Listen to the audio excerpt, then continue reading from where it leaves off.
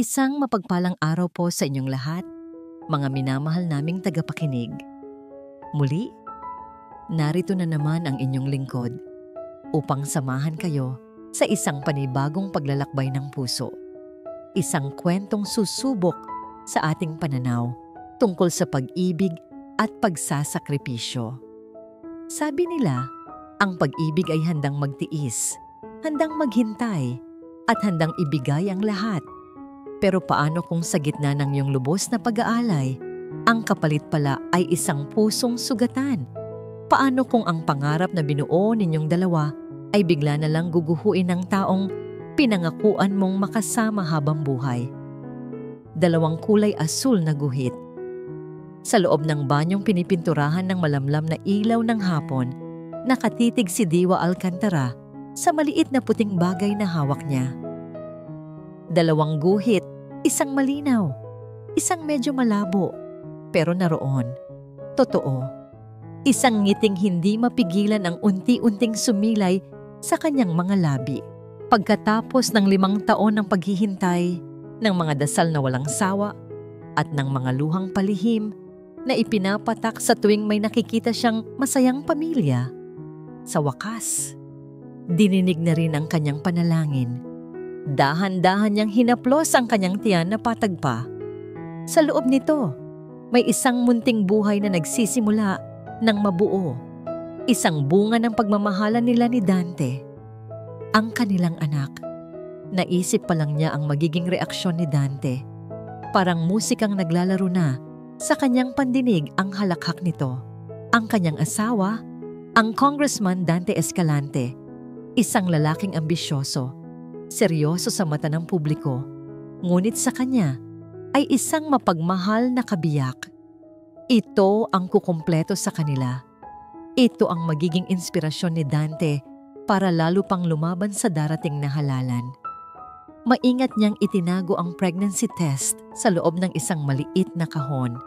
Isasabay niya ito sa kanilang anibersaryo ngayong gabi. Isang perpektong sorpresa sa kusina. Ang bango ng paboritong pagkain ni Dante, ang kaldereta na may espesyal na sangkap mula pa sa kanyang ina. Ang nangingibabaw, inihanda niya ang lahat. Ang mesa ay may 2 kandila. Ang mga plato ay pinakintab at may isang bote ng non-alcoholic wine para sa kanya. Ang lahat ay nakaplano. Ang lahat ay perpekto. Narinig niya ang ugong ng sasakyan ni Dante sa garahe. Sakto, mabilis niyang pinunasan ang kanyang mga kamay at sinalubong ito sa pinto. Bit-bit ang pinakamatamis na ngiti. Ngunit ang nangiting iyon ay unti-unting naglaho nang makita niya ang mukha ng asawa. Wala ang ngiti, wala ang kislap sa mga mata na laging para sa kanya. Ang mukha ni Dante ay blangko, pagod, at tila may mabigat na pasanin. "Dante, mahal? Ayos ka lang?"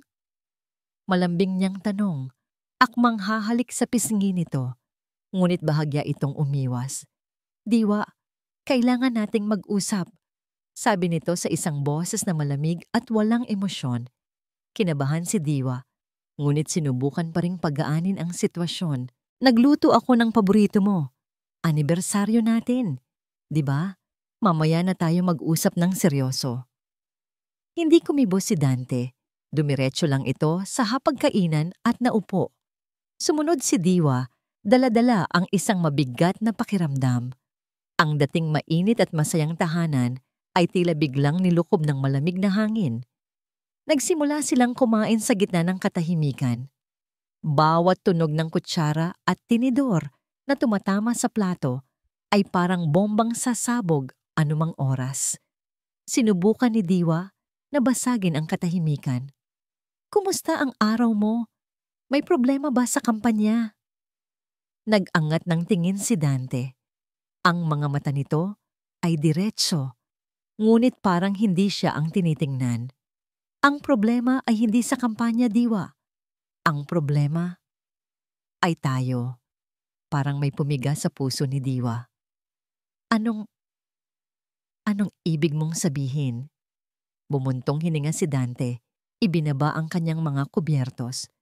"Gusto ko nang makipaghiwalay. Ang 4 na salitang iyon ay tumama kay Diwa na parang kidlat.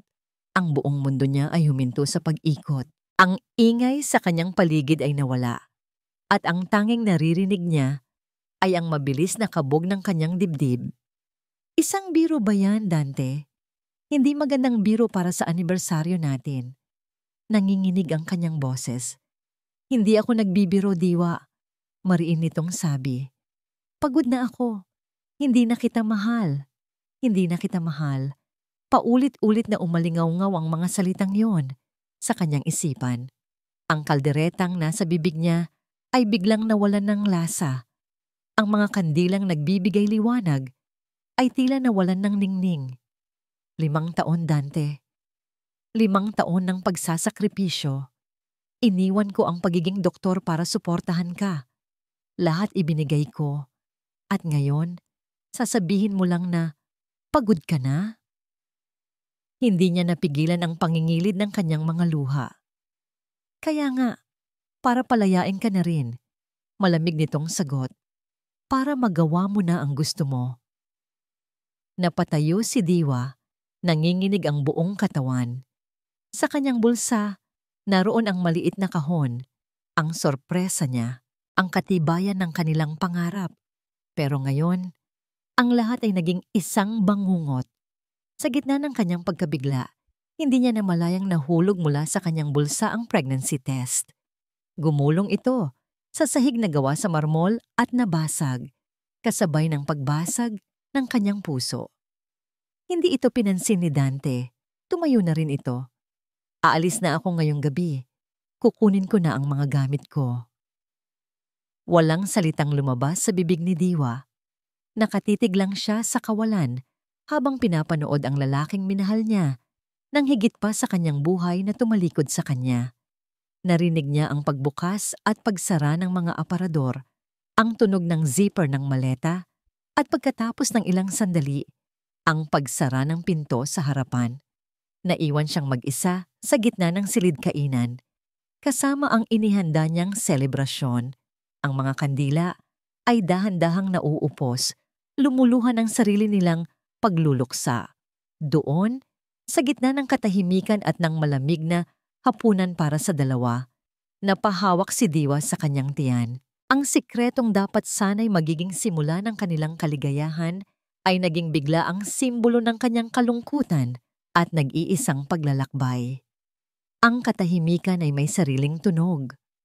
Para kay Diwa, ito ang ugong ng aircon na hindi na pinapatay, ang malayong kahol ng aso sa labas, at ang bawat pagpatak ng gripo sa kusina na parang martilyong pumupukpok sa kanyang sentido. Lumipas ang mga araw na naging linggo. Ang malaking bahay na dati puno ng pangarap at tawanan ay naging isang malamig na mausoleo. Si Diwa ay naging isang multo sa sarili niyang tahanan. Gumigising siya hindi dahil sa sikat ng araw, kundi dahil sa pananakit ng kanyang likod sa matagal na pagkakahiga. Tinititigan niya ang bakanteng espasyo sa kama kung saan dating natutulog si Dante at ang sakit ay muling nanariwa, sariwang-sariwa na parang kagabi lang nangyari. Ang pagkain ay nawalan ng lasa, ang kape sa umaga ay lumalamig sa ibabaw ng mesa, hindi nagagalaw. Ang mga libro niyang medical ay nanatiling nakasara, nag-aabang sa mga kamay na nawalan na ng interes. Ang tanging nag-uugnay sa kanya sa mundo sa labas ay ang kanyang telepono, isang aparato ng pag-asa at pagpapahirap, walang katapusang pag-check. Bawat 5 minuto, umaasa sa isang tawag, isang text message mula kay Dante. Baka sakaling nagkamali lang ito. Baka sakaling natauhan na.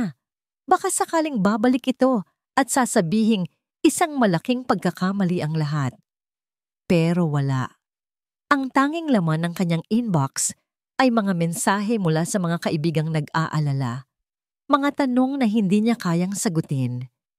Isang hapon, habang nakatulala siya sa bintana at pinapanood ang pagpatak ng ulan, tumunog ang kanyang telepono. Isang notifikasyon mula kay Clara, ang matalik niyang kaibigan. Hindi isang tawag, kundi isang link. Walang kasamang paliwanag. Isang simpleng link lang mula sa isang sikat na news website. Nangunot ang noo niya. Kinakabahang pinindot niya ito. Nag-load ang page. Ang bumungad sa kanya ay isang malaking litrato. Isang charity event para sa kampanya. At sa gitna ng entablado, nakatayo si Dante, nakangiti ng malapad. Ang nangiting iyon na dati ay para lang sa kanya. Ngunit hindi ang nangiti ni Dante ang bumasag sa natitira pa niyang pag-asa. Ito ay ang babaeng katabi nito, si Mahalina Cortez, ang maganda at matalinong campaign spokesperson ni Dante. Nakasuot ito ng isang pulang bestida na bumabagay sa kanyang makinis na balat.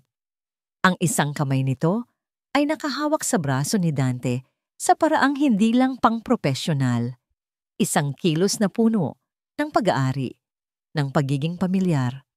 Ang kanilang mga ngiti ay magkatuwang, magkasabay, na parang sila ang bida sa isang perpektong mundo.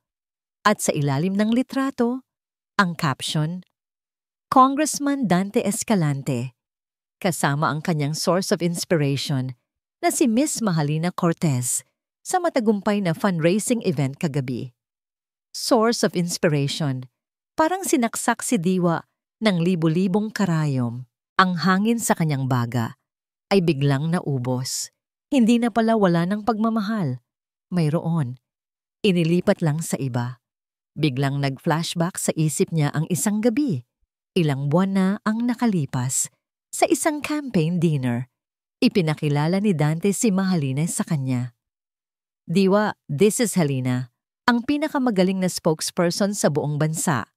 Sabi ni Dante noon, puno ng paghanga. It's an honor to finally meet the woman behind the great congressman.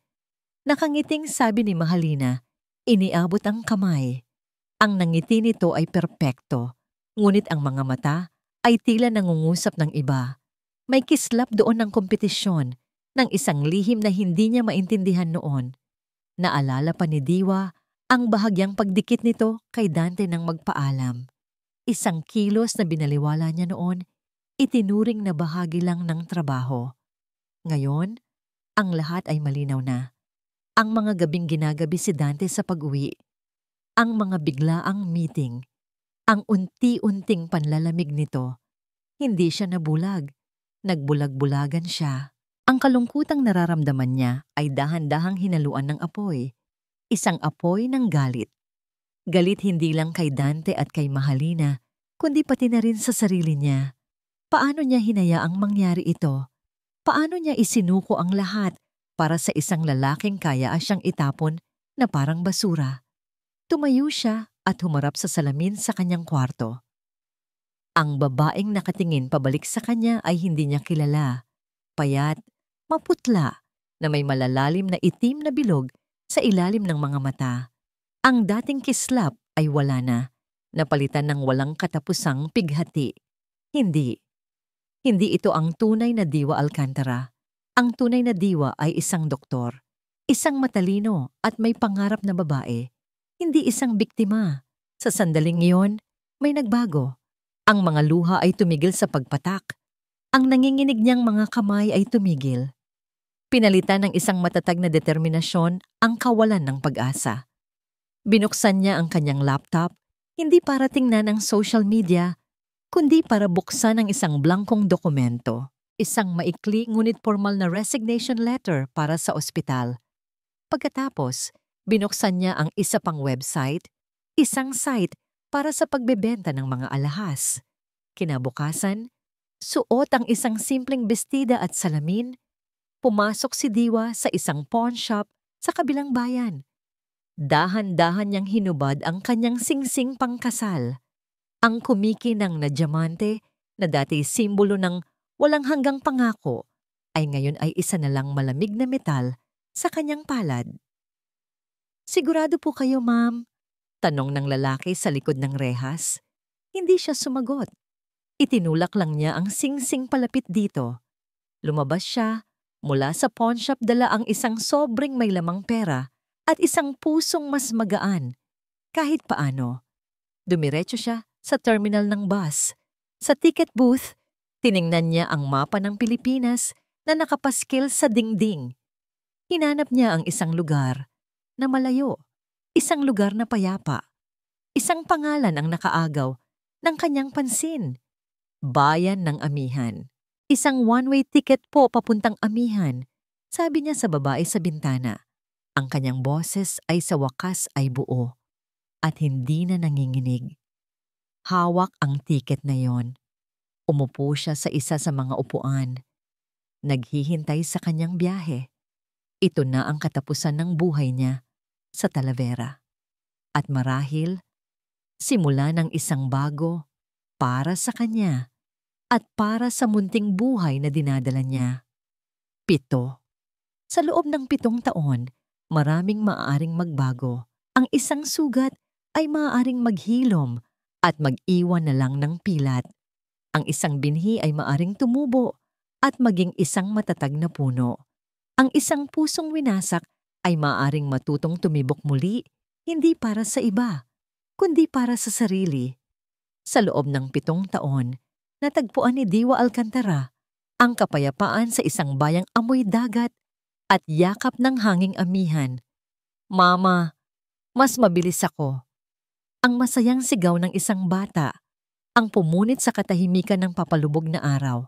Napangiti si Diwa habang pinapanood ang kanyang anak na si Laya, isang 7 taong gulang na batang lalaki na may mga matang kasing ningning ng mga bituin at buhok na ginintuan ng araw. Ang kanyang pangalan ay Laya, kalayaan.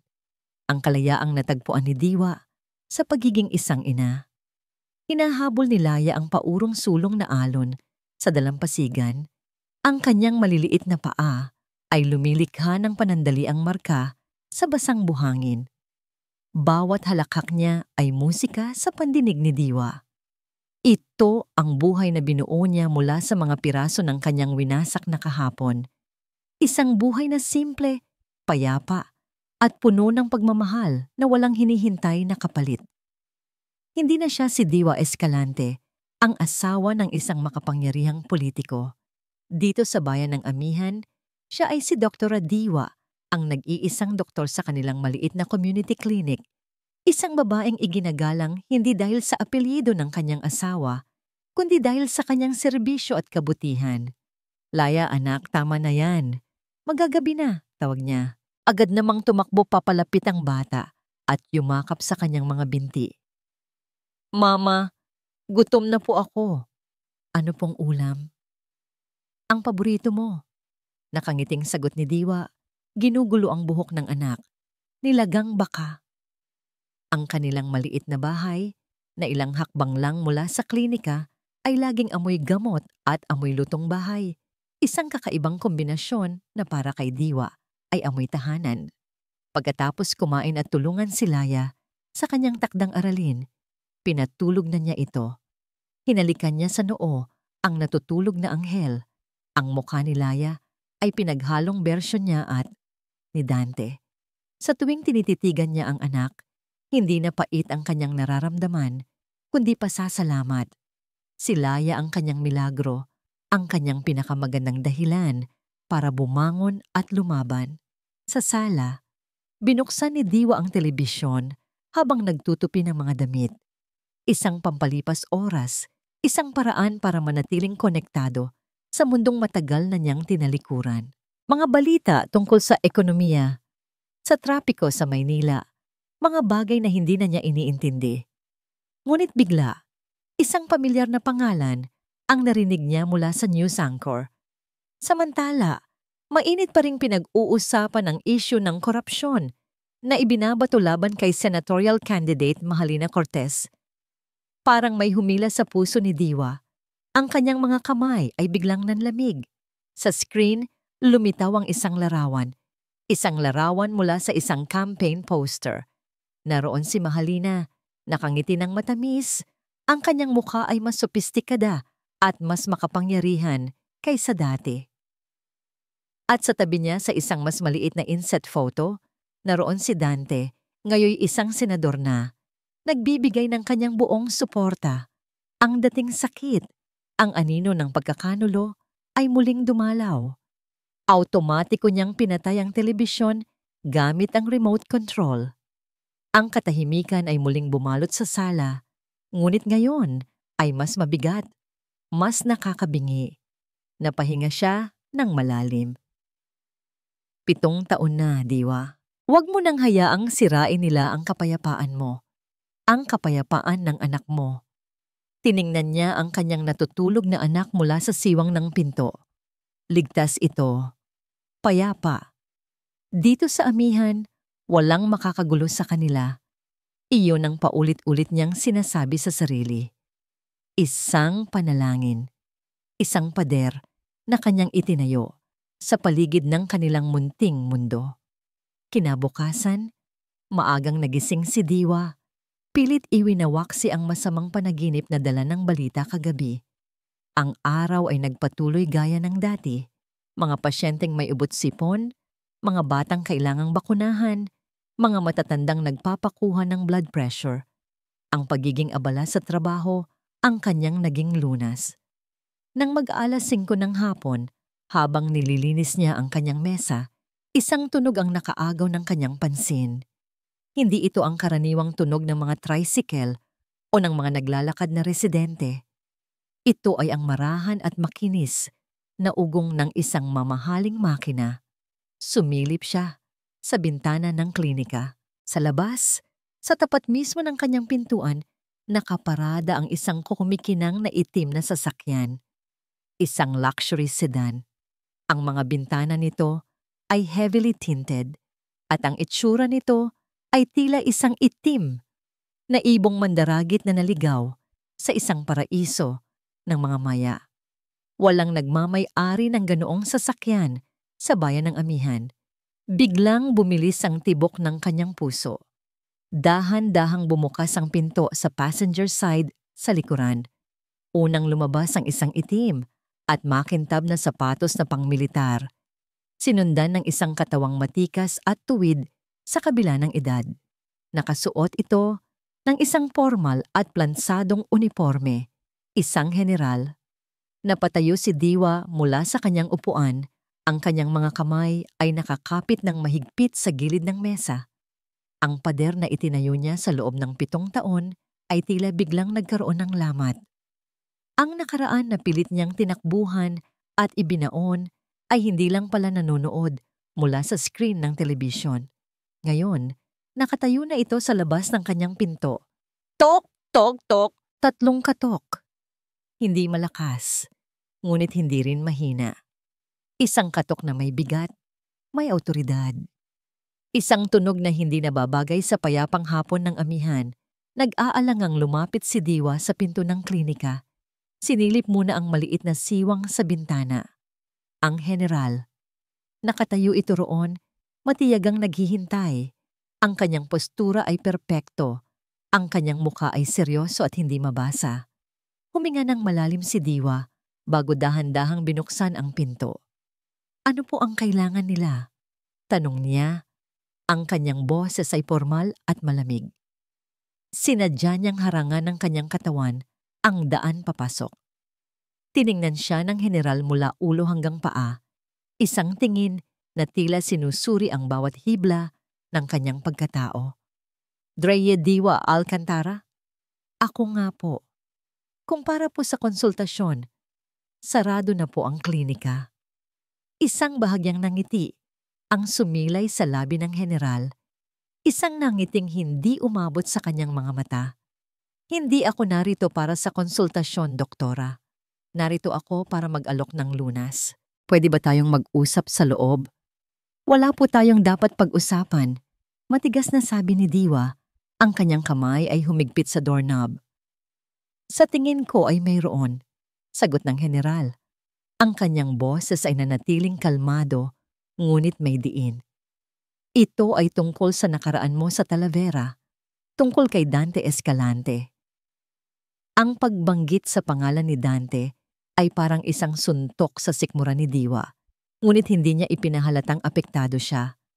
Ang nakaraan ay nakaraan na. Wala na akong pakialam doon. Kahit pa ang nakaraang iyon ang dahilan ng pagkamatay ng isang mabuting tao, natigilan si Diwa. Ngunit bago pa siya makasagot, isang pamilyar na boses ang narinig niya mula sa likuran. "Mama, sino po yan?" Si Laya, nagising mula sa kanyang pag-idlip. Ang tingin ng general ay lumipat mula kay Diwa patungo sa siwang ng pinto kung saan nakatayo ang bata. Ang titig nito ay lumambot ng bahagya, ngunit para kay Diwa, iyon ay isang banta.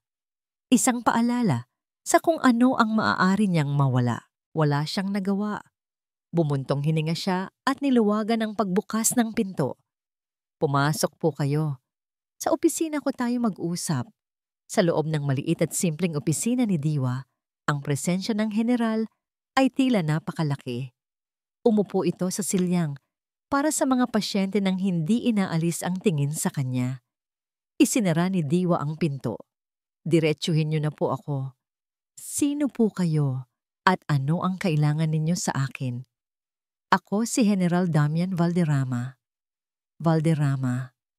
Ang apelyido ay tumatak sa isip ni Diwa na parang nagbabagang bakal. Ang ama ni Mahalina. Ang galit at pagdududa ay lalong tumindi sa kanyang puso. "Ang ama ng babaeng sumira sa buhay ko," sabi niya.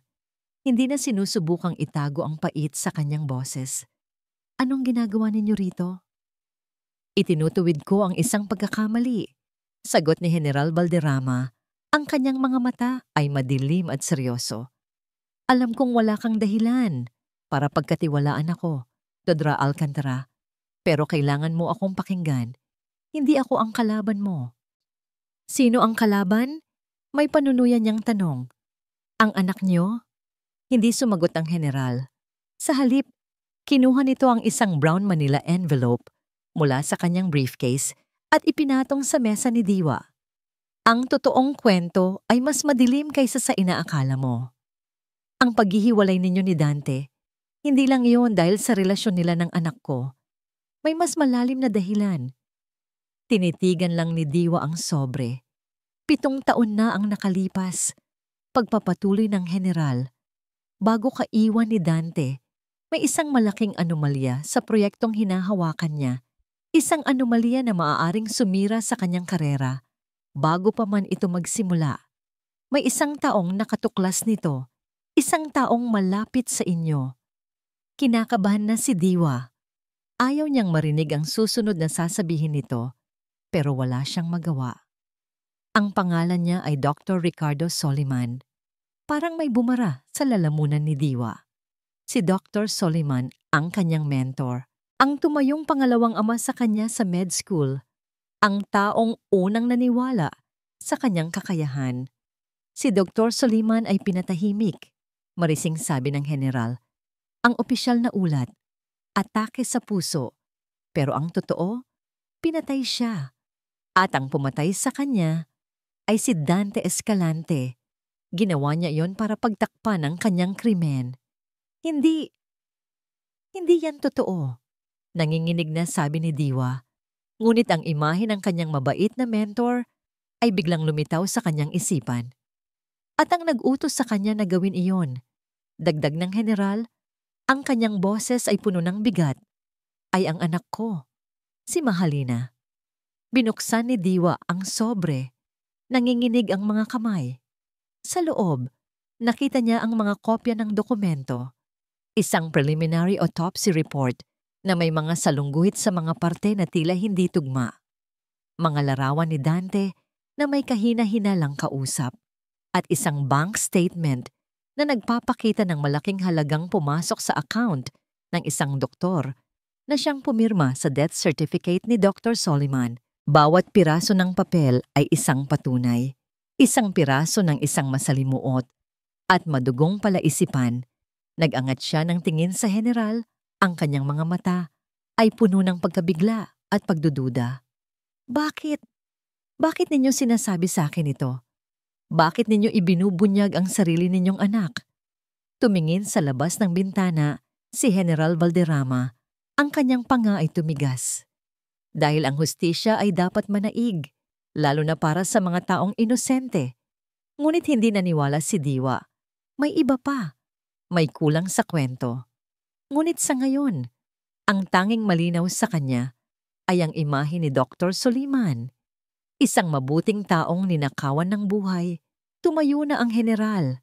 Inayos ang kanyang uniforme. Hindi kita pipiliting maniwala agad, doktora.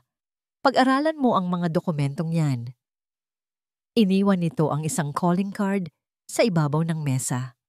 Nasa iyo ang desisyon, sabi ng general bago tumalikod at maglakad patungo sa pinto. Hustisya para kay Dr. Soliman o ang katahimikan magpakailanman. Ikaw ang pumili. At tulad ng kanyang pagdating, tahimik itong umalis. Iniwan si Diwa sa loob ng kanyang opisina kasama ang mga multo ng nakaraan at isang desisyong maaaring magbago ng lahat. Ang gabi sa amihan ay karaniwang payapa. Ang tanging maririnig ay ang banayad na paghampas ng alon sa dalampasigan at ang huni ng mga kuliglig. Ngunit sa gabing iyon, ang katahimikan ay naging mabigat at nakakabingi para kay Diwa. Hindi siya makatulog. Pagkatapos niyang siguraduhin na mahimbing na ang tulog ni Laya, bumalik siya sa kanyang opisina. Sa ibabaw ng kanyang mesa, nakakalat ang mga dokumentong iniwan ni General Valderrama. Ang bawat salita, bawat numero, bawat larawan ay parang mga tinik na tumutusok sa kanyang isipan. Si Dante, isang mamamatay tao. Si Mahalina, ang utak sa likod ng lahat. At si Dr. Soliman, ang kanyang mabait na mentor, isang biktima. Napaupo siya, hinilot ang kanyang sentido. Isang parte ng kanyang isip ay sumisigaw na huwag maniwala. Isang desperadong pagtanggi. Si General Valderrama ay ama ni Mahalina. Maaaring ito ay isang patibong, isang masalimuot na laro ng politika na gusto siyang gamitin bilang isang pyesa. Ang pagbalik sa Talavera ay pagsugal sa kapayapaan na 7 taon niyang iningatan. Pagsugal sa kaligtasan ni Laya. Ngunit ang isa pang parte ng kanyang isip, ang pagiging doktor niya, ang pagiging siyentipiko niya, ay hindi maitanggi ang mga ebidensya. Ang mga medikal na termino sa autopsy report ay mali. Ang cardiac arrest ay masyadong simple, isang pangkalahatang dahilan para pagtakpan ang totoong sanhi ng kamatayan na hindi na inimbestigahan. May lason ba? May pinainom ba? Ang mga tanong ay bumabagabag sa kanya. Napatingin siya sa isang lumang baul na nakatago sa ilalim ng kanyang estante. Ang baul ng kanyang nakaraan, ang nag-iisang bagay na dinala niya mula sa dati niyang buhay. 7 taon na niya itong hindi binubuksan, na para bang sa pagpapadlak dito ay maililigpit na rin niya ang lahat ng sakit. Ngayong gabi, kailangan niyang buksan ito. Dahan-dahan niyang hinila ang mabigat na baul. Ang alikabok ay lumipad sa hangin. Nang buksan niya ito, amoy ng lumang papel at mga alaala ang sumalubong sa kanya. Sa loob, naroon ang kanyang mga medical textbooks, ang kanyang lumang stethoscope, isang toga mula sa kanyang pagtatapos, at mga litrato. Sa isang litrato, kasama niya si Dr. Soliman sa kanyang graduation. Ang ngiti ng matanda ay puno ng pagmamalaki. Ang pananabik at lungkot ay sabay na gumuhit sa kanyang puso. Hinaplos niya ang larawan. "Doc," bulong niya, "ano po ba talaga ang nangyari sa inyo?"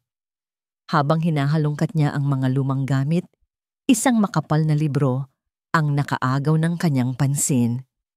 Ang paboritong libro ni Dr. Soliman tungkol sa forensic pathology na ibinigay nito sa kanya bilang regalo.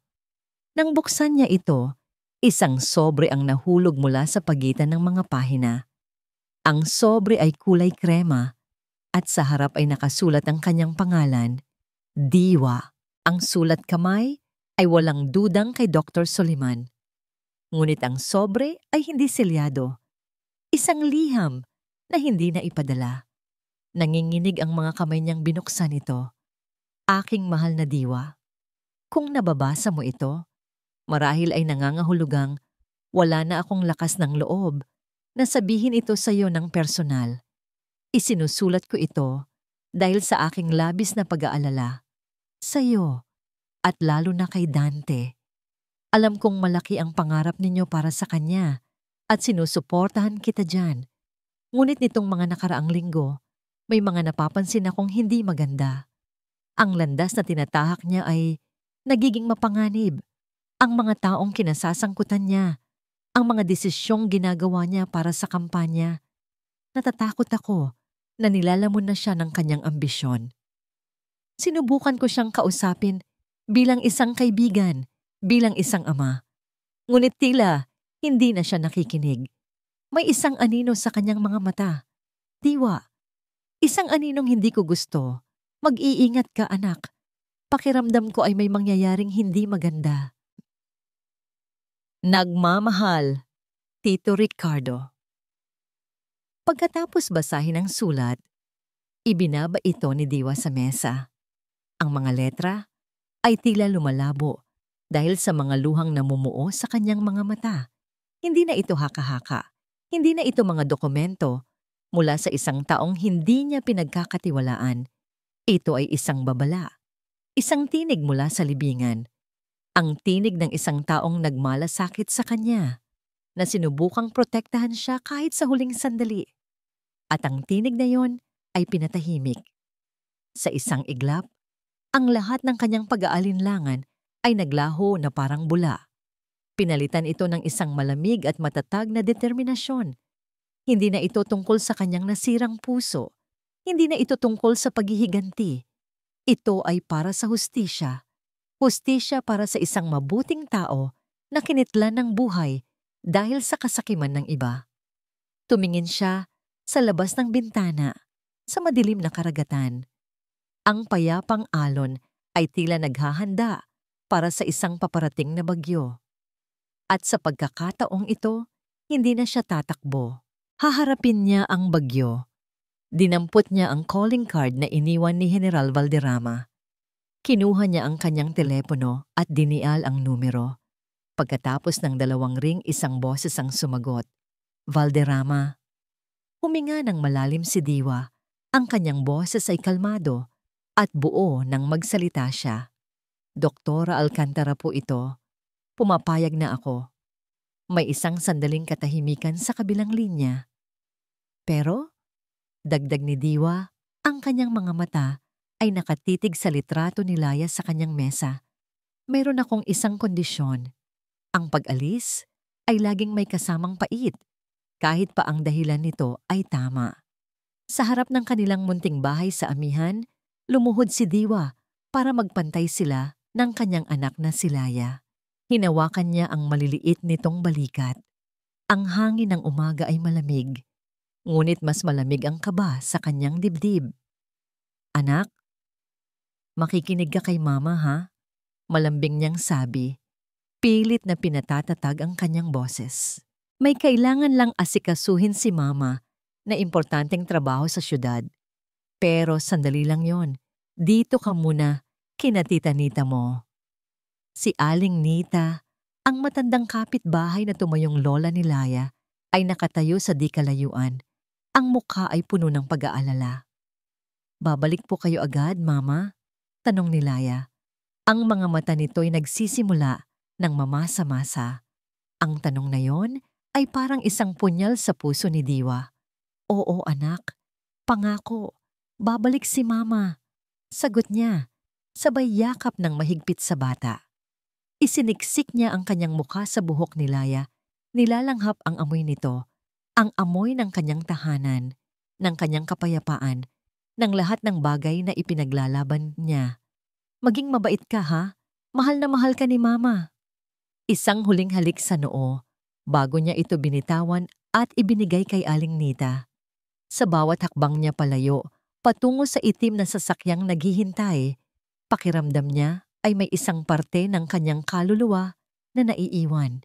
Hindi niya nilingon muli dahil alam niyang kapag ginawa niya yon, baka hindi na siya makaalis. Nang sumara ang pinto ng sasakyan, ang bayan ng amihan at ang kanyang maliit na paraiso ay unti-unting lumayo at naglaho sa kanyang paningin. Ang biyahe pabalik sa lungsod ng Talavera ay isang paglalakbay sa nakaraan. Ang mga luntiang bukirin ay napalitan ng mga konkretong gusali. Ang malinis na hangin ay napalitan ng mausok na syudad. Ang mga pamilyar na lugar na dati nagdudulot sa kanya ng saya ay ngayon ay tila mga monumento ng kanyang kabiguan. Ito ang syudad kung saan niya binuo ang kanyang mga pangarap. Ito rin ang syudad kung saan dinurog ang mga iyon. Ngunit hindi na siya ang diwang umalis 7 taon na ang nakalipas. Ang babaeng nakatingin sa bintana ngayon ay hindi na isang asawang umiiyak. Isa siyang ina na lumalaban. Isa siyang doktor na naghahanap ng katotohanan. Ang sasakyan ay huminto sa harap ng isang malaking gusali ng gobyerno, ang Office of the Special Prosecutor. Bumaba si Diwa, suot ang isang simpleng itim na blazer at pantalon. Professional. Handa. Isang abogadong nasa mid-30s ang sumalubong sa kanya. Dra Alcantara, ako po si Fiscal Reyes. Welcome po sa team. Salamat, sagot ni Diwa. Tinanggap ang pakikipagkamay nito.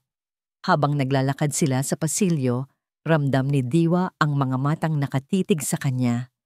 Ang ilan ay may paghanga, marahil ay nabalitaan na ang kanyang reputasyon bilang isang mahusay na doktor. Ngunit ang iba ay puno ng pagdududa at hinala. Alam niyang kumalat na ang balitang siya ang dating asawa ni Senator Escalante. Para sa kanila, ano siya? Isang babaeng naghahanap ng ganti? O isang piyesa na ipinasok ng isang general sa laro? Sa conference room, ipinakilala siya sa iba pang miyembro ng Special Investigation Team. Isang matandang investigador na nagngangalang Basa ang tila hindi natutuwa sa kanyang presensya. Isang general practitioner. May pagdududang tanong ni Investigator Basa. Ang kailangan natin ay isang batikang forensic pathologist, fiscal. Si Dr. Alcantara po ay top-notcher sa kanyang klase at may special training sa forensics bago niya iwan ang praktis sa Talavera. Mabilis na sagot ni Fiscal Reyes. Hindi umimik si Diwa. Hahayaan niyang ang gawa niya ang magsalita. Inilatag sa harap niya ang isang makapal na folder. Case File 734, Soliman Ricardo. Nang buksan niya ito, ang buong mundo sa paligid niya ay naglaho. Ang mga bulungan, ang mga mapanuring tingin, lahat ay nawala. Ang tanging nakikita niya ay ang mga dokumento, ang police report, ang mga litrato sa crime scene at ang autopsy report. Ang kanyang mga mata ay mabilis na sinusuri ang bawat detalye. Ang kanyang isip ay bumalik sa dati nitong talas. Ang utak ng isang doktor, ang utak ng isang investigador. Agad niyang nakita. Fiscal Reyes, sabi niya. Ang kanyang boses ay kalmado at may awtoridad. Maaari ko bang makita ang mga larawan ng cadaver bago ito dinalhin sa morgue? Ibinigay sa kanya ang isa pang set ng mga litrato. Tinitigan niya ito ng mabuti. Ang lividity. Bulong niya sa sarili bago mag-angat ng tingin sa team. Ang post-mortem lividity. Ayon sa report, namatay si Dr. Soliman bandang 10:00 ng gabi sa kanyang opisina. Ngunit ang pamumuo ng dugo sa kanyang likod ay hindi tugma. Kung nakaupo siya ng matagpuan, dapat ay nasa bandang ibaba ng likod at sa mga binti ang pinakamatinding pamumuo. Pero dito sa litrato, mas malala ito sa bandang balikat. Ibig sabihin, nakahiga siya ng mas matagal bago pa man siya natagpuan. Nagkatinginan ang mga miyembro ng team. Si Investigator Basa ay napakunot noo, tila ngayon lang napansin ang detalye.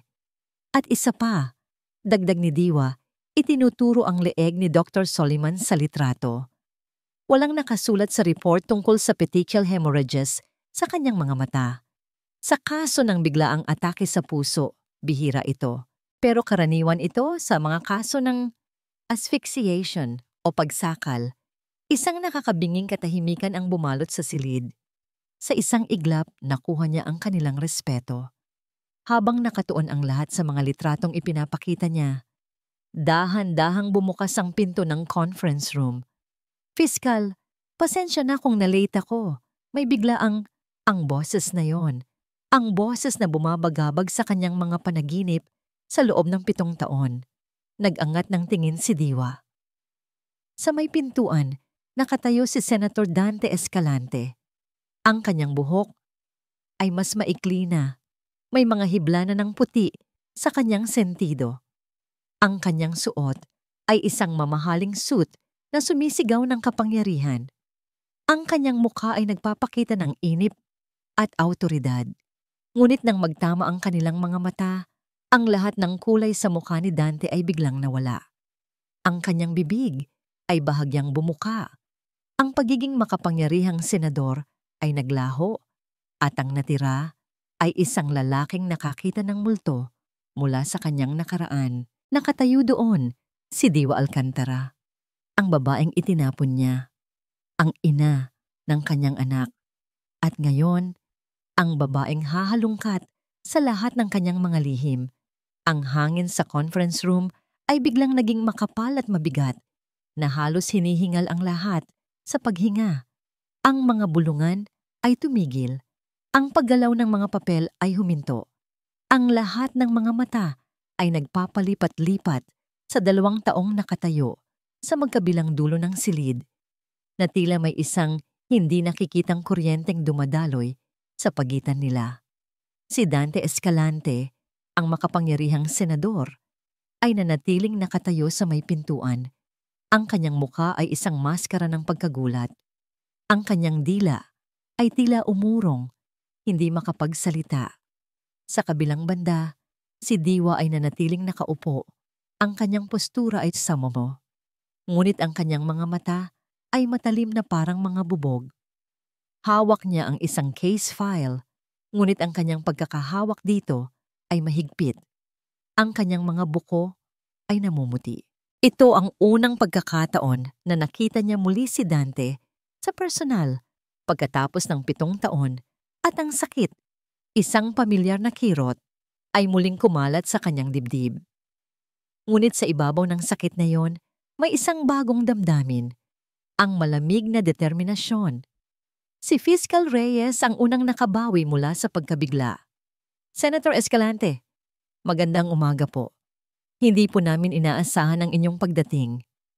Dahan-dahang ipinikit ni Dante ang kanyang mga mata at nang muli niya itong imulat, ang pagkagulat ay napalitan na ng isang pamilyar na pampulitikang namangiti.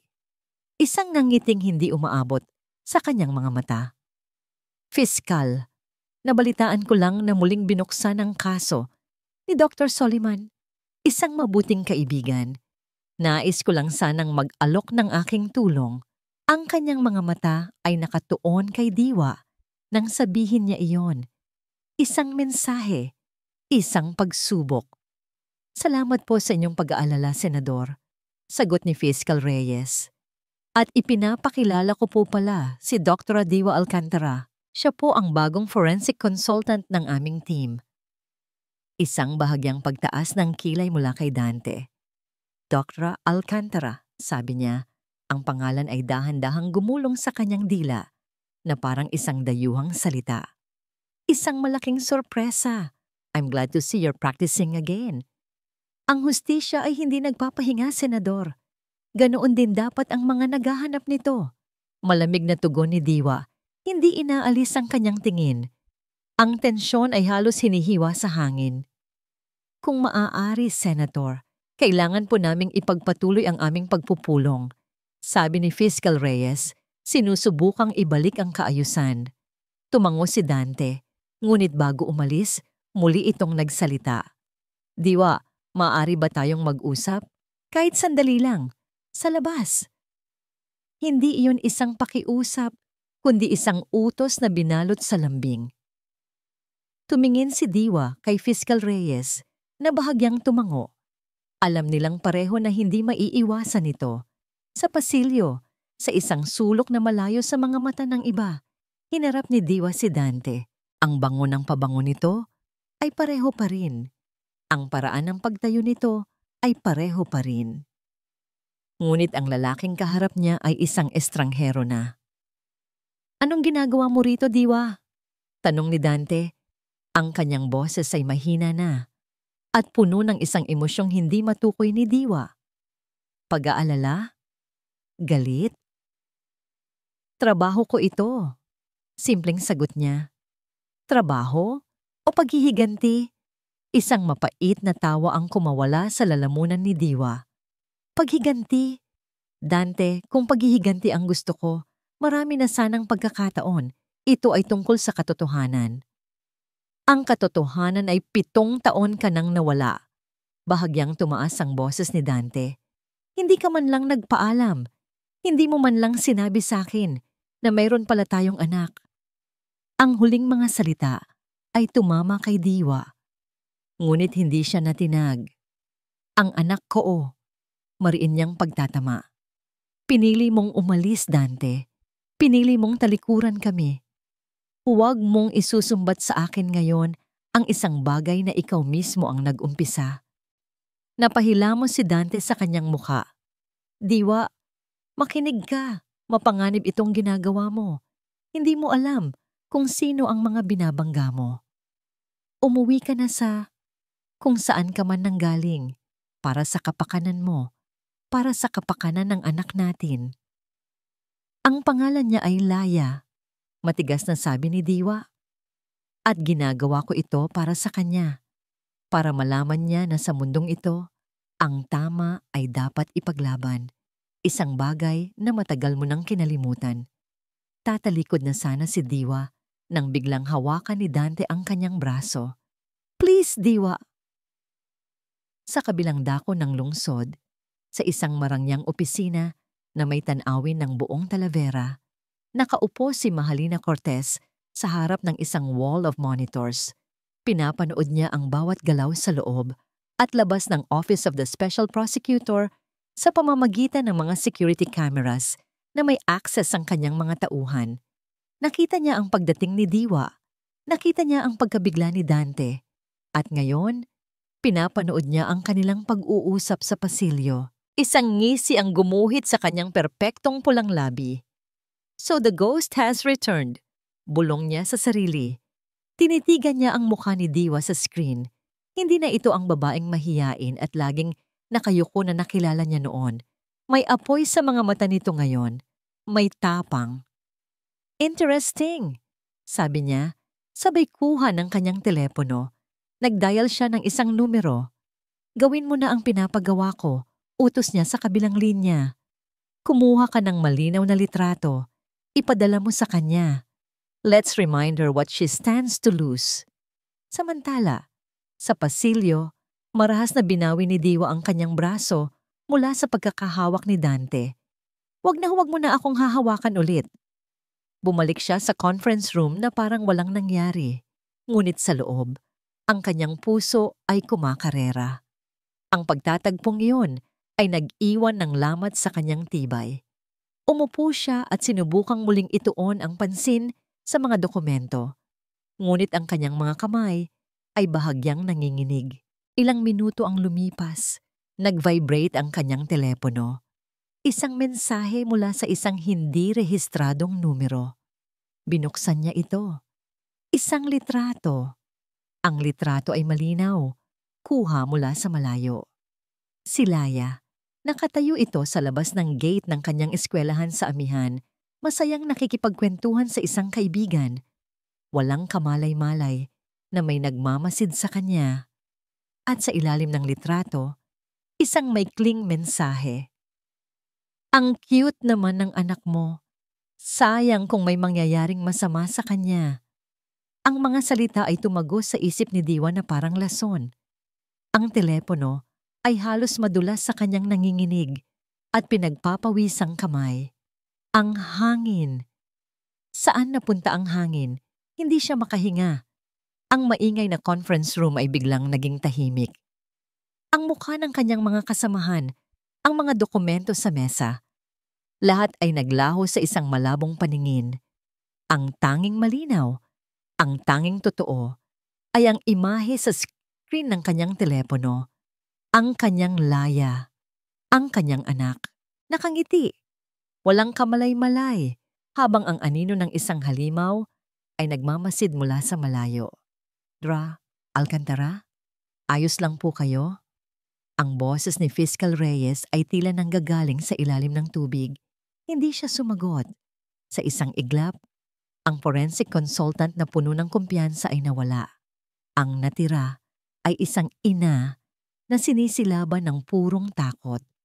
Mabilis siyang tumayo, na halos maitulak ang kanyang upuan. "Excuse me," sabi niya. Ang kanyang boses ay garalgal at halos hindi marinig. Dali-dali siyang lumabas ng silid. Ang kanyang puso ay dumadagundong sa kanyang dibdib na parang gustong kumawala.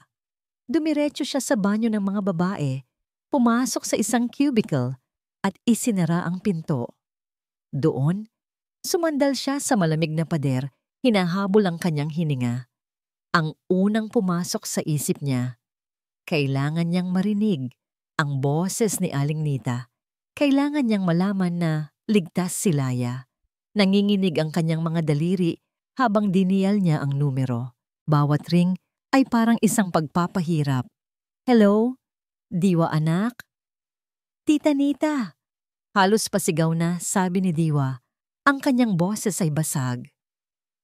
"Si Laya po." "Nasaan po si Laya? Ayos lang po ba siya?" "Oo, anak, kalma ka." Sagot ng matanda sa kabilang linya. Tila nagtataka sa kanyang pagkasindak. "Nandito kami sa bahay. Katatapos lang naming magmeryenda." Naglalaro siya ng mga laruan niya. "Bakit? May problema ba?" Napapikit si Diwa at isang luha ng pansamantalang ginhawa ang pumatak sa kanyang pisngi. "Wala po, tita. Wala po. Pakisabi na lang po kay Laya. Tumawag si mama. At tita, pakiusap po. Huwag niyo po siyang iiwang mag-isa. Kahit isang saglit. Kahit sa loob lang po ng bakuran." "Siyempre naman anak. Ano ka ba?" "Huwag kang mag-aalala." Pagkababa ng telepono, ang pansamantalang ginhawa ay mabilis na napalitan ng nag-aapoy na galit. May isang tao lang na nakakaalam kung paano siya hahanapin. Isang tao lang ang nagdala ng panganib na ito sa pintuan ng kanyang anak. Lumabas siya ng banyo, ang kanyang mukha ay maputla, ngunit ang kanyang mga mata ay nagliliyab.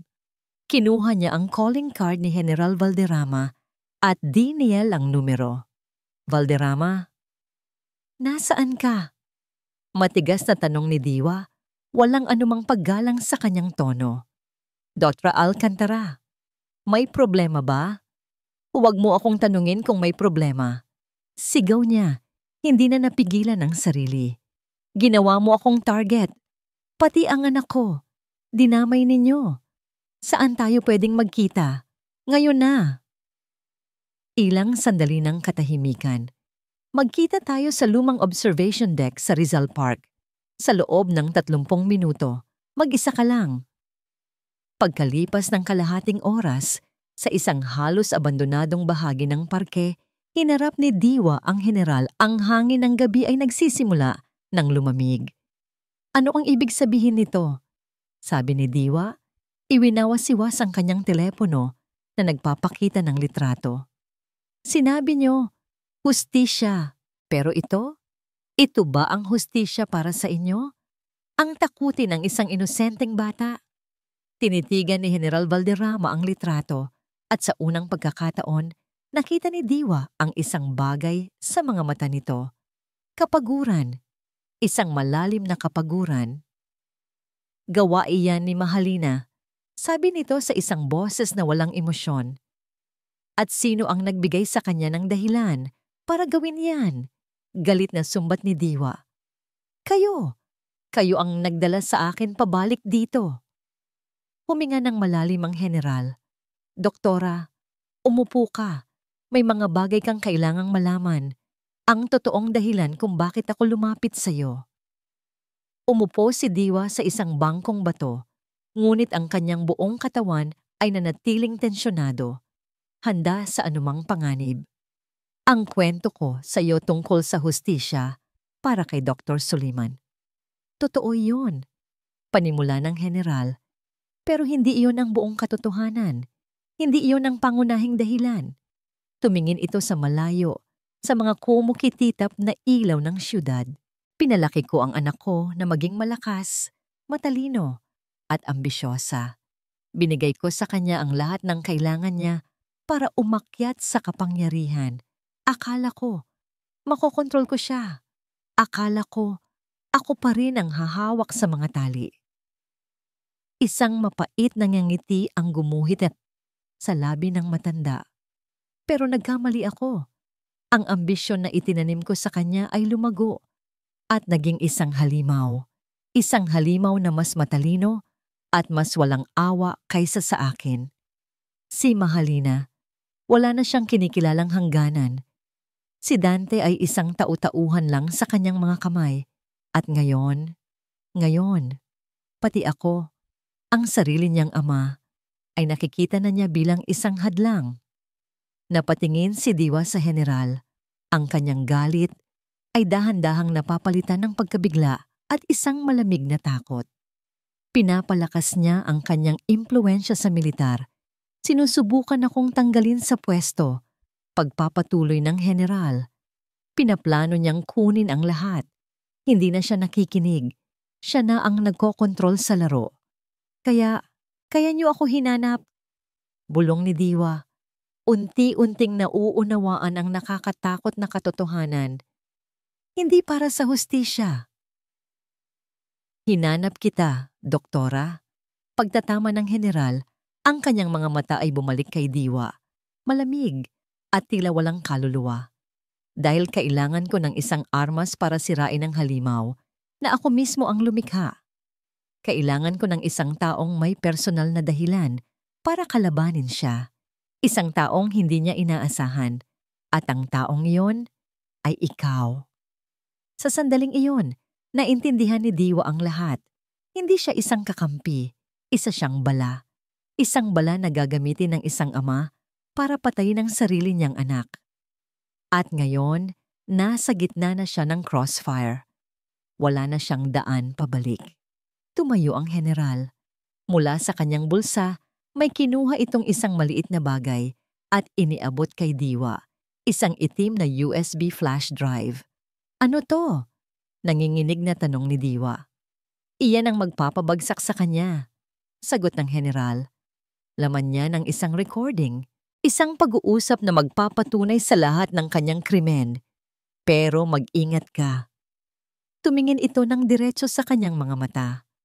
Sa sandaling gamitin mo yan, hindi na lang siya ang magiging target. Ikaw, ako, at lahat ng mahalaga sa'yo ay malalagay sa panganib. Wala nang atrasan. Iniwan ng general ang USB sa kanyang nanginginig na kamay. Tumalikod at naglakad palayo sa dilim. Iniwan si Diwa na mag-isa sa ilalim ng malamlam na ilaw ng buwan. Hawak ang isang armas na maaring maging susi sa hustisya o maging sanhi ng kanilang lahat na kapahamakan. May mga gabi na tila tumatangging magpaalam sa dilim. Para kay Diwa, ang mga sumunod na araw ay naging isang walang katapusang gabi. Ang bigat ng katotohanang natuklasan niya ay parang isang malaking batong nakadagan sa kanyang dibdib na nagpapahirap sa bawat paghinga. Nasa gitna siya ng isang digmaan na hindi niya pinili, napapaligiran ng mga halimaw na nagsusuot ng pamilyar na mukha. Ang tanging armas niya ay isang maliit na USB flash drive na nakatago sa ilalim ng kanyang unan sa otel. Isang bagay na sabay na nagbibigay sa kanya ng kapangyarihan at nagdudulot ng matinding takot. Ang bawat tunog ng telepono ay nagpapakaba sa kanya. Ang bawat hindi pamilyar na mukha sa labi ng otel ay tila isang espiya. Ang mundo niya ay biglang lumiit at naging isang kulungan ng paranoy. At si Mahalina, na tila nararamdaman ang kanyang kahinaan, ay nagsimulang kumilos. Nagsimula ito sa mga blind items sa mga tabloid. Dating asawa ng kilalang senador, biglang nagpakita para manggulo. Misteryosong babae na may personal na galit, ginagamit ng mga kalaban sa politika. Hindi nagtagal, naging direkta na ang mga atake. Isang kilalang pro-administration blogger ang nagpost ng isang mahabang artikulo. May kasama itong mga lumang litrato ni Diwa at Dante noong masaya pa sila, at isang litrato ni Laya na malinaw na kinunan ng walang pahintulot. Ang pamagat, isang inang iniwan ang anak para sa benggansa. Binasa ni Diwa ang bawat salita at ang bawat isa ay parang sampal. Sinasabi sa artikulo na iniwan niya ang kanyang anak sa probinsya para lamang sirain ang masayang pamilya ni na Senator Escalante at Miss Cortez. Pinalabas siyang isang babaeng walang puso, isang inang pabaya, isang taong ginagamit ang sariling trahedya para sa pansariling interes. Ang mga komento sa social media ay mas malala. Desperada, gold digger, kawawang bata, ginagamit ng sariling ina. Ang kanyang pangalan, ang kanyang pagkatao, ay dinudungisan sa harap ng buong bansa. Ihinilera siya. Hinuhusgahan ng milyon-milyong taong hindi siya kilala. Naging isang kontrabida sa isang kwentong hindi naman siya ang nagsimula. Sa gitna ng lahat ng ito, ang investigasyon ay tila humihinto. Ang mga taong dati handang tumulong ay biglang nagiging mailap. Ang mga dokumentong hinihiling niya ay laging nawawala o under review. Ramdam niya ang hindi nakikitang kamay ni Mahalina na gumagalaw. Isinasara ang lahat ng pinto para sa kanya. Isang gabi, pagod at halos wala ng pag-asa, tinawagan niya si Laya sa pamamagitan ng video call. Ito na lang ang tanging nagpapalakas sa kanya. "Mama, kailan po kayo uuwi?" Tanong ni Laya. Ang kanyang mukha sa screen ay puno ng pananabik. "Miss na po kita," sabi po ng mga kalaro ko. Nakita daw po nila ang picture ko sa cellphone ng papa nila. "Sikat na po ba ako, Mama?" Parang isang kutsilyo ang tumarak sa puso ni Diwa. Ang inosenteng tanong ng kanyang anak. Hindi niya alam kung paano sasagutin. Ngumiti na lang siya, isang pekeng ngiti para pagtakpan ang mga luhang nagbabadyang tumulo. "Malapit na, anak. Malapit nang umuwi si Mama. I love you." "I love you too, Mama." Pagkatapos ng tawag, napaupo siya sa sahig ng kanyang kwarto sa otel, niyakap ang kanyang mga tuhod, at doon, sa gitna ng katahimikan, umiyak siya ng umiyak. Umiyak siya para sa kanyang nasirang pangalan, para sa panganib na dala niya sa kanyang anak, at para sa kanyang sarili. Sumuko na kaya ako? Ang tanong ay bumulong sa kanyang isipan. Ano kung itapon ko na lang ang USB na ito? Ano kung bumalik na lang ako sa amihan at kalimutan ng lahat? Hahayaan ko na lang silang manalo. Hahayaan ko na lang ang mga kasinungalingan. Ang mahalaga, magiging ligtas si Laya. Magiging payapa kami. Kinuha niya ang USB mula sa ilalim ng unan. Ang bigat nito sa kanyang palad ay tila bigat ng buong mundo. Tinitigan niya ito, ang kumikinang na metal na naglalaman ng katotohanan at ng kanilang kapahamakan. Naglakad siya patungo sa bintana at binuksan ito. Mula sa kanyang kwarto, tanaw niya ang abalang kalsada sa ibaba. Isang tulak lang ng kanyang daliri at ang lahat ng ito ay matatapos na. Mahuhulog ang USB sa kadiliman, mawawala magpakailanman. Itinaas na niya ang kanyang kamay, handa nang bitawan ito. Ngunit sa kanyang isipan, biglang lumitaw ang dalawang mukha.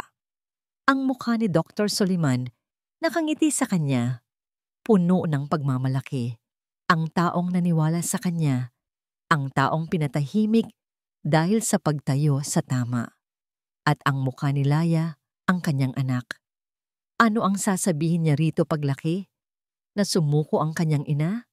Na hinayaan niyang manalo ang kasamaan dahil natakot siya? Anong klaseng halimbawa ang ipapakita niya?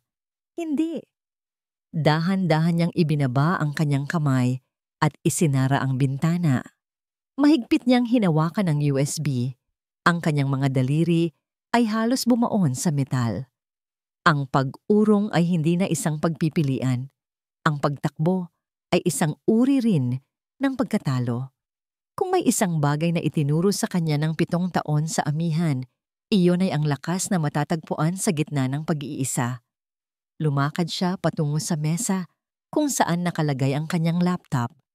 Ang kanyang mga mata ay hindi na puno ng luha, kundi ng isang apoy na muling nag-alab. Ang takot ay naroon pa rin, ngunit ngayon, mas malakas na ang kanyang determinasyon. Isinaksak niya ang USB sa port ng laptop. Isang folder ang lumitaw sa screen. Binuksan niya ito. Sa loob, may isang audio file. Kinabit niya ang kanyang earphones, huminga ng malalim, at pinindot ang play. Isang boses ang umalingaw-ngaw sa kanyang pandinig. Ang boses ni Mahalina Cortez, malinaw, malamig, at walang awa. Gawin mo na, Dante. Walang pwedeng makaalam. Si Dr. Soliman ay isang balakid, at ang lahat ng balakid ay kailangang tanggalin. Ang session hall ng Senado ay parang isang teatro ng kapangyarihan. Ang matataas na kisame, ang mabibigat na kurtinang pelus, at ang mga upuang nakahilera na parang mga sundalo ay nagdaragdag sa bigat ng bawat salitang binibitawan sa loob nito. Ngunit sa araw na yon, ang session hall ay higit pa sa isang teatro. Ito ay naging isang korte. At ang buong bansa, ang mga hurado, ang Senate Blue Ribbon Committee hearing ay live na umire sa lahat ng pangunahing network. Ang bawat kamera ay nakatutok sa gitna, kung saan nakaupo sina Senator Dante Escalante at ang kanyang nobya. Ang tumatakbong senador na si Mahalina Cortez, si Dante ay mukhang kalmado. Ngunit ang panginginig ng kanyang daliri sa ibabaw ng mesa ay hindi nakaligtas sa mata ng kamera. Si Mahalina naman ay perpekto gaya ng dati. Ang kanyang nanggiti ay matamis. Ang kanyang postura ay puno ng kumpiyansa na para bang isa lamang itong ordinaryong araw sa opisina. Sa kabilang panig, sa upuan ng mga resource person, nakaupo si Diwa Alcantara. Nakasuot ng simpleng kulay abo na blazer, ang kanyang buhok ay nakatali ng maayos. Walang bakas ng luha o takot sa kanyang mukha. Ang tanging naroon ay isang kalmadong determinasyon na mas matalim pa kaysa sa anumang patalim. Tatawagin po natin ang susunod na saksi, anunsyo ng committee chairman. Diwa Alcantara, ang forensic consultant mula sa Office of the Special Prosecutor. Tumayo si Diwa at lumakad patungo sa gitna. Ang tunog ng kanyang takong ay umalingaw-ngaw sa tahimik na silid. Umupo siya sa witness stand at nanumpa. Ang kanyang mga mata ay hindi lumilingon sa direksyon ni Dante at Mahalina. Nakatuon lang siya sa mga miyembro ng komite. Nagsimula ang pagtatanong. Pinangunahan ito ni Fiscal Reyes. Dr. Alcantara, base sa inyong muling pagsusuri sa mga ebidensya kaugnay ng pagkamatay ni Dr. Ricardo Soliman, ano po ang inyong natuklasan? Salamat po, Fiscal. Simula ni Diwa. Ang kanyang boses ay malinaw at matatag. Umaabot sa bawat sulok ng session hall. Sa aking profesional na opinyon, ang orihinal na autopsy report ay may malubhang pagkukulang. Maraming red flags ang hindi pinansin. Kalmado at sistematikong ipinaliwanag ni Diwa ang kanyang mga natuklasan. Ang tungkol sa post-mortem lividity. Ang tungkol sa petechial hemorrhages. Ginamit niya ang mga salitang madaling maintindihan ng publiko. Ipinapaliwanag ang bawat terminong medikal. Sa bawat salita niya, ang kumpiyansa sa mukha ni Mahalina ay unti-unting nababawasan. Kaya Dr. Alcantara, tanong ng isang senador, ano ang inyong konklusyon? Ano ang tunay na sanhi ng pagkamatay ni Dr. Soliman? Huminga ng malalim si Diwa. Ang lahat ng ebidensyang pisikal ay tumuturo sa isang konklusyon. Si Dr. Ricardo Soliman ay hindi namatay sa atake sa puso. Siya ay namatay dahil sa induced asphyxiation. Sa mas simpleng salita, siya po ay sinakal. Isang kolektibong paghinga ang narinig mula sa mga manonood sa gallery. Ang mga kamera ay mabilis na lumipat sa reaksyon ni na Dante at Mahalina. Si Dante ay napayuko, hindi makatingin. Si Mahalina ay nanatiling matigas, ngunit ang kanyang panga ay mahigpit na nakatikom. Isang malubhang akusasyon, doktora, sabi ng chairman. Mayroon ka bang matibay na ebidensya para suportahan ang iyong alegasyon? Bukod sa iyong pagsusuri? Ito na, ang sandaling hinihintay. Tumingin si Diwa ng diretso sa mga kamera na para bang kinakausap niya ang bawat Pilipinong nanonood. Mayroon po, higit pa sa aking pagsusuri. Lumingon siya kay Fiscal Reyes na nagbigay ng senyas sa technical staff. Your Honor, nais po naming iparinig sa komiteng ito at sa buong sambayanang Pilipino ang isang audio recording, isang pag-uusap na magbibigay linaw sa lahat. Mayroong pagtutol mula sa abogado ni Mahalina, ngunit ibinasura ito ng chairman. Ang buong bansa ay nag-aabang. Isang sandali ng katahimikan at pagkatapos isang static na tunog at isang boses. Ang boses ni Dante, nanginginig at puno ng pag-aalinlangan. Mahalina, sigurado ka ba rito? Masyadong mapanganib, kaibigan namin siya. Pagkatapos, ang boses ni Mahalina, malamig, walang awa. Ang parehong boses na narinig ni Diwa sa kanyang earphone. Gawin mo na, Dante, walang pwedeng makaalam. Si Dr. Soliman ay isang balakid at ang lahat ng balakid ay kailangang tanggalin. Kung hindi mo kaya, ako mismo ang gagawa. Pero tandaan mo, kapag bumagsak ako, kasama ka. Kaya pumili ka. Pagkatapos ng recording, isang nakakabinging katahimikan ang bumalot sa session hall. Walang sino man ang kumikibo. Ang unang gumalaw ay si Mahalina. Tumayo siya. Ang kanyang mukha ay hindi na mapigilan ang pagpapakita ng purong galit at pagkagapi. Ito ay isang paninira. Gawa-gawa lang ang recording na iyan. Isang desperadong hakbang mula sa isang babaeng puno ng paghihiganti. Ngunit huli na ang lahat. Ang maskara ay bumagsak na. Tumingin si Diwa sa kanya, hindi na may galit, kundi may awa. At pagkatapos, ang kanyang tingin ay lumipat kay Dante. Si Dante ay nakayuko pa rin. Ang kanyang mga balikat ay nanginginig. Umiiyak. Isang sirang tao. Sa gitna ng nagsisimulang kaguluhan, ang Senate Sergeant at Arms, kasama ang ilang unipormadong pulis, ay dahan-dahang lumapit sa kanilang kinauupuan. Ang mga kamera ay sabay-sabay na nag-flash, kinukunan ng makasaysayang sandali. Ang pagbagsak ng isang imperyo, ang pagwawakas ng isang kasinungalingan, at sa gitna ng lahat, nakaupo si Diwa. Hindi nagdiwang, hindi nakangiti. Isang pakiramdam lang ng bigat na nabunot mula sa kanyang dibdib para kay Dr. Soliman, para sa katotohanan, para kay Laya. Ang laban ay tapos na. Ang kaguluhan sa labas ng session hall ay parang isang malakas na bagyo. Ang mga sigawan ng mga reporter, ang walang tigil na pag-flash ng mga kamera, ang pag-uunahan ng mga tao. Lahat ay naghahalo-halo sa isang nakakabinging ingay. Sa gitna ng lahat ng ito, si Diwa ay tila nasa mata ng bagyo. Isang lugar ng kakaibang katahimikan. Inaalalayan siya ni Fiscal Reyes at ng ilang security personnel palayo sa karamihan, patungo sa isang pribadong pasilyo. Bawat hakbang niya ay tila mabigat. Ang adrenaline mula sa pagdinig ay unti-unti nang nawawala. At ang natitira ay isang malalim na pagod. Habang naglalakad sila sa isang hindi gaanong mataong koridor, isang boses ang pumigil sa kanila. Diwa! Maghintay ka! Lumingon si Diwa.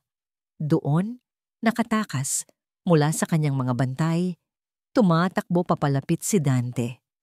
Ang kanyang mamahaling suit ay gusot, ang kanyang buhok ay gulo, at ang kanyang mukha ay basang-basa ng pinaghalong luha at pawis.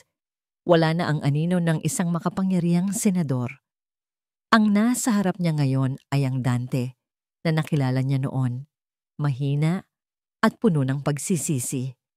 Sinensyasan ni Diwa sina Fiscal Reyes na bigyan sila ng espasyo. Bumuntong hininga siya. Hinanda ang sarili para sa huling pag-uusap na ito.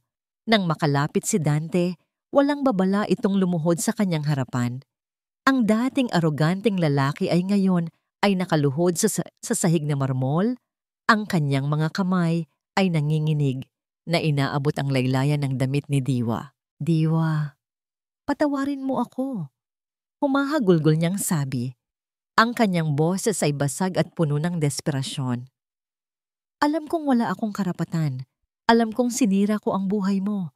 Pero maniwala ka, hindi ko ginusto ang mga nangyari. Naipit lang ako. Natakot ako. Si Mahalina, kinontrol niya ako. Tinitigan lang ni Diwa ang lalaking nakaluhod sa kanyang paanan. 7 taon na ang nakalipas. Sa ganitong posisyon din niya, halos gustong lumuhod para magmakaawa itong huwag siyang iwan. Ngayon, ang mundo ay bumaliktad. Ngunit wala siyang naramdamang tagumpay. Wala siyang naramdamang saya. Ang tanging naroon ay isang malawak na kapatagan ng kalungkutan para sa kung ano sila dati at kung ano ang sinayang nilang dalawa. Tumayo ka, Dante, sabi niya. Ang kanyang boses ay kalmado at walang bahid ng galit. Hindi mo kailangang gawin yan. Hindi, Diwa.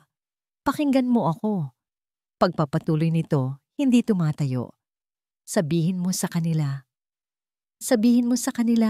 na biktima lang din ako, na nagsisisi na ako. May anak tayo, Diwa. Isipin mo ang anak natin. Ayokong lumaki siyang may amang nasa kulungan.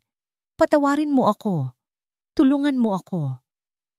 Ang pagbanggit sa kanilang anak, ang tila gumising sa huling hibla ng emosyon sa puso ni Diwa. Ngunit hindi iyon awa. Dahan-dahan siyang yumuko, hindi para tulungan itong tumayo, kundi para magpantay ang kanilang mga mata. Hinawakan niya ang baba nito at marahang itinaas para magkatinginan sila. Ang kapatawaran, Dante, ay ibinibigay sa mga taong humihingi nito dahil sa pagsisisi, hindi dahil sa takot sa parusa. At ang paghingi mo ng tulong ngayon, hindi iyan para sa akin o para sa anak ko. Iyan ay para sa sarili mo. Marahan niyang inalis ang kanyang kamay. Ang nangiti sa kanyang mga labi ay hindi mapait, hindi rin masaya. Isang ngiti lang ng pagtanggap. Ang paglaya. 7 taon kong inisip na kailangan kita para mabuo ang pagkatao ko. Bulong niya, sapat lang para marinig nilang dalawa. Pero nagkamali ako. Tumayo siya ng tuwid. Ang kanyang anino ay bumagsak sa nakaluhod pa ring si Dante. Hindi ko kailangan ng asawa para maging buo. Sa huling mga salitang yon, tumalikod na si Diwa at nagsimulang maglakad palayo, hindi na lumingon pa. Naiwan si Dante sa gitna ng pasilyo. Ang kanyang mga hagulgol ay umalingaw-ngaw sa katahimikan. Isang malungkot na paalala ng lahat ng kanyang nawala. Sa dulo ng koridor, bago sila lumabas sa isa pang pinto, nahagip ng tingin ni Diwa ang isang pamilyar na figura na nakatayo sa di kalayuan, malapit sa isang malaking bintana. Si General Damian Valderrama. Ang uniforme nito ay plansado pa rin. Ang tindig ay tuwid pa rin. Nagtama ang kanilang mga mata. Walang salitang namutawi sa pagitan nila. Isang bahagyang pagtango lang mula sa general. Isang pagkilala sa isang trabahong natapos na. Isang pagkilala sa isang mapanganib na kasunduan na sa wakas ay nagwakas. Nakita ni Diwa ang paglapit ng ilang investigador sa general at alam niyang may sarili rin itong laban na haharapin. Nang buksan ng security ang pinto para sa kanya, ang ingay ng media ay muling bumalik. Mas malakas pa kaysa kanina. Ang liwanag mula sa mga kamera ay nakakasilaw. Dra! Alcantara! Anong ni masasabi ninyo? Doktora! Ano ang susunod ninyong hakbang? Sa pagkakataong ito, hindi siya yumuko. Hindi siya nagtago. Hinarap niya ang mga kamera. Hinarap niya ang buong mundo. Itinaas niya ang kanyang baba at sa gitna ng bagyo ng mga ilaw at tanong, Isang tunay na ngiti ang sa wakas ay sumilay sa kanyang mga labi. Ang nanana ang ngiti ng isang babaeng malaya. Makalipas ang 6 na buwan, ang hangin sa bayan ng amihan ay ganoon pa rin. Amoy alat, amoy kalayaan. Ang tunog ng mga alon ay pareho pa rin. Isang walang katapusang himig ng kapayapaan. Ngunit para kay Diwa Alcantara, ang lahat ay nagbago. Nakaupo siya sa maliit na beranda ng kanyang bahay.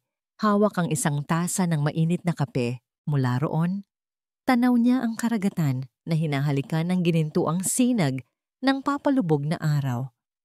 Isang pamilyar na tanawin, ngunit ngayon, mas malinaw niya itong nakikita. Mas maliwanag. Sa loob ng bahay, bukas ang telebisyon. Isang news anchor ang nag-uulat.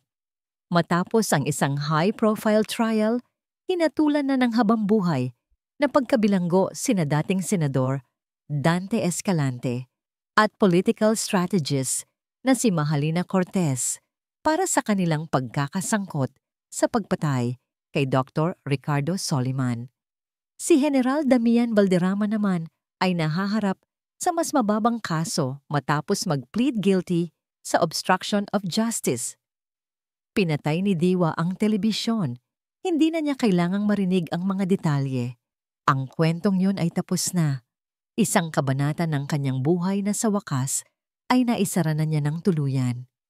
Ang kanyang pagbabalik sa amihan ay hindi naging tahimik noong una. Siya ay naging isang lokal na bayani, isang simbolo ng katapangan. Ngunit sa paglipas ng mga linggo, ang ingay ay unti-unting humupa at bumalik na muli ang payapang buhay na kanyang minahal. Ngunit may isang malaking pagkakaiba. Hindi na siya nagtatago.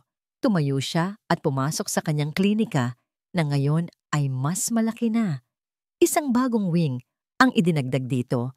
Salamat sa mga donasyong bumuhos mula sa buong bansa. Sa dingding, isang bagong-bagong karatula ang nakasabit. Dr. Ricardo Soliman Medical Foundation. Isang ngiti ang sumilay sa kanyang labi. Ito ang kanyang bagong misyon. Isang pundasyon na tutulong sa mga mahihirap, ngunit matatalinong mag-aaral ng medisina na makapagtapos. Isang paraan para ipagpatuloy ang legado ng kanyang mentor. Sa kanyang mesa, may isang tumpok ng mga sulat. Hindi na ito mga bill o mga medical journal. Ito ay mga liham mula sa mga taong hindi niya kilala. Mga babaeng nagpapasalamat sa kanya. Binuksan niya ang isa. Dear Dr. Diwa, sulat nito, hindi mo ako kilala. Pero gusto kong malaman mo na sinubaybayan ko ang kwento mo. Sa loob ng 10 taon, nasa isang mapang-abusong relasyon ako. Akala ko, wala na akong pag-asa. Pero nang makita kita na tumayo at lumaban, binigyan mo ako ng lakas. Dahil sa'yo, nagkaroon ako ng tapang na umalis. Ngayon, nagsisimula na akong muli, kasama ang aking mga anak. Salamat sa'yo. Naramdaman ni Diwa ang pangingilid ng kanyang mga luha. Ngunit hindi ito luha ng kalungkutan. Ito ay luha ng pasasalamat. Ang sakit na kanyang pinagdaanan ay nagkaroon ng kahulugan. Ang kanyang kwento ay naging isang munting ilaw para sa iba. Mama, tara na po. Ang boses ni Laya ang pumutol sa kanyang pag-iisip. Lumingon siya at nakita ang kanyang anak. May hawak na isang maliit na pala at balde. Handa nang maglaro sa dalampasigan. Susunod na ako, anak, nakangiting sabi ni Diwa. Isinara niya ang klinika at sumunod kay Laya sa buhanginan. Ang araw ay halos lubog na, nag-iiwan ng mga kulay kahel at rosas sa kalangitan. Umupo si Diwa sa tuyong buhangin, habang si Laya ay masayang nagsimulang maghukay para gumawa ng isang sandcastle. Mama, tulungan niyo po ako. Gawa tayo ng pinakamalaking palasyo, sabi ni Laya. Ngumiti si Diwa at lumapit. Magkasama nilang hinulma ang basang buhangin. Gumawa sila ng matataas na tore ng malalapad na pader. Bawat tawa ni Laya ay parang isang nota sa perpektong himig ng kanilang bagong buhay. Mama, ano po ang susunod nating itatayo? Tanong ng bata. Ang kanyang mga mata ay nagniningning sa ilalim ng papalubog na araw. Tumingin si Diwa sa kanilang ginagawang sandcastle, pagkatapos ay sa malawak na karagatan at sa walang hanggang kalangitan. Ang kanyang puso ay puno ng kapayapaan at walang katapusang posibilidad. Ngumiti siya, isang ngangiting buong buo at totoo. Kahit ano, anak, sagot niya. Hinahaplos ang buhok ng bata. Kahit anong gusto nating itayo. Magkasama silang naupo roon, pinapanood ang mga alon na dahan-dahang humahalik sa paanan ng kanilang palasyo ng buhangin. Alam ni Diwa na, tulad ng sandcastle, ang alon ng buhay ay darating at susubukin itong buwagin.